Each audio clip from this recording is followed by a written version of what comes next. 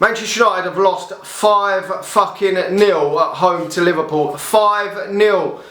Jesus, I don't know where to start on that, because both players and manager need to be accountable for that, because that was ridiculous from Manchester United. Absolutely fucking ridiculous. And to be honest, if that game doesn't get Ole Gunnar Solskjaer the sack, what the fuck will? Because that was horrendous. The players just not giving their all, no pressing, nothing from this game of football. I thought Manchester United were going to play on the counter attack mainly in this game, but it was just absolutely horseshit from minute 1 to minute 90. Abysmal from every. I feel a little bit sorry for Cristiano Ronaldo up front there. He's come back to Manchester United, and yeah, he was getting a bit frustrated in this game. Did score a nice goal in the second half, which was slightly offside, but he's getting frustrated out there because the performance overall was absolutely dog shit. There was just literally not one moment of positivity for me throughout that game. We were 2 down very quickly in the game. It was reminiscent of that game against Astana. Same starting lineup for Manchester United as that game. And yes, we did have a little bit of a go when we were 2-0 down. Even before that, we could have actually scored with Bruno Fernandes having a shit shot wide, but after it went 3-4, it was just like a training ground exercise for Liverpool, and it's just not good enough for Manchester United. We've spent all this fucking money, and these players are putting a performance like that. Now, it does seem like the players have down tools for Ole Gunnar Solskjaer. It really does. It seemed like the other night when the likes of Bruno Fernandes were coming out criticising, saying we're still behind him even if we're not completely agreeing with what Ole Gunnar Solskjaer wants to do. That just basically sounds to me as though the players don't want to play for this guy. They're not with it on Solskjaer's tactics and everything like that. And the writing was on the wall basically when he come out with them sort of words, whatever the words were to them effects after that Atalanta game. And I really have been thinking after that Leicester game, I thought the writing was on the wall. I really did.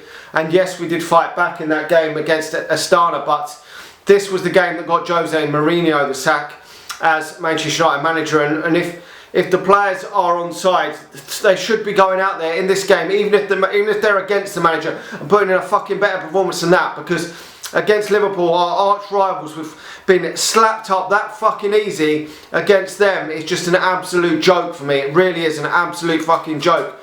And these players should be ashamed of themselves. Some of them players are putting in shocking performances lately. The likes of Greenwood, okay, got taken off at half time. Harry Maguire, some of these players have been shocking. England manager in the stands, and you're performing like that. Jesus fucking Christ, it is abysmal. The defending for that first goal, what the fuck was going on there? Jesus fucking Christ. And even the second goal, easy tapping in the end. Milner could have put it in, a load of players could have put it in, but Jota put it in. Just so fucking easy. We are so easy to play against at this moment in time. And if this manager isn't dismissed from his post as Manchester United manager after that, watching that, then I don't know when he's going to get the fucking sack, because surely the players are not playing for the geezer. He would be better off just resigning. At the end, he looked like a defeated man. He looked like he knew that the sack is coming, and that it seemed like the fans were getting angry at half time at Solskjaer, and rightly so, but the players have got to take some of the responsibility. They shouldn't be playing like this. Even if they want the geezer sacked, they shouldn't be playing like this. And if it is Antonio Conte that comes in, he isn't going to part with this shit. He isn't going to part with this shit from the likes of Harry Maguire playing like that in defence.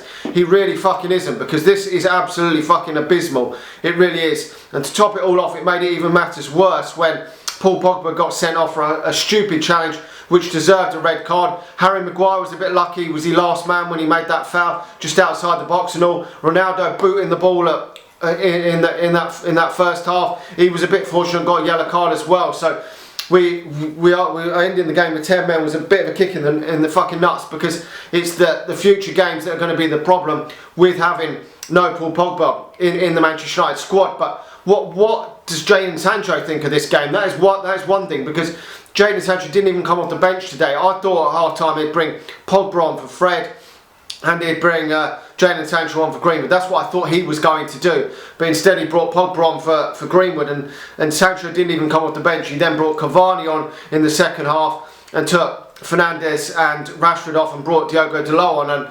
And Sancho was just sitting there with a face like a fucking smacked arse on the bench. What must he fucking be thinking? Because we spent 70 odd million on him. Van der Beek sitting on the bench that's not getting game time. 40 odd million quid.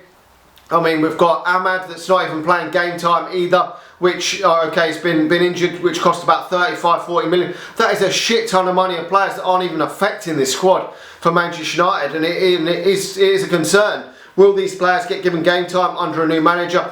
It does look like it's inevitable that a change is going to happen soon, because I can't see how this can carry on. I really can't, because if Manchester United lose any more games against Spurs and against City, which is more than likely, it is more than possible. On this showing today, we would be lucky to beat fucking Norwich. We really would.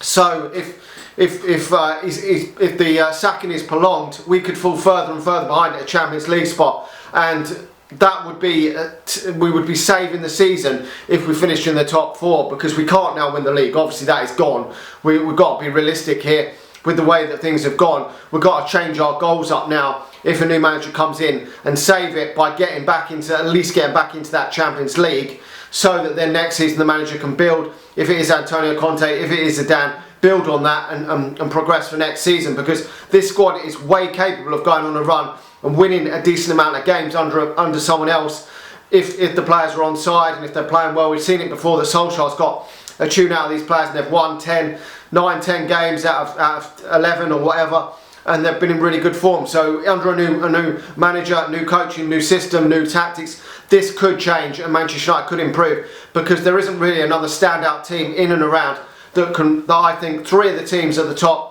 Liverpool, Chelsea and Man City, are cut above the rest, and then there's a massive drop off. So Manchester United are definitely the 4th best squad in the Premier League by far. So if we sack the guy now, we could still at least make the top 4, which is the bare minimum this squad should be doing, and maybe then we could go at the cup competitions, because this cannot continue. It really fucking can't. That was horrendous today. I don't know what else to say on it. No player got more than, for me, than a 1 out of fucking 10, because that is a disgrace. It really is. From the players, from the coach, from the staff, from the manager, everything, an absolute fucking disgrace.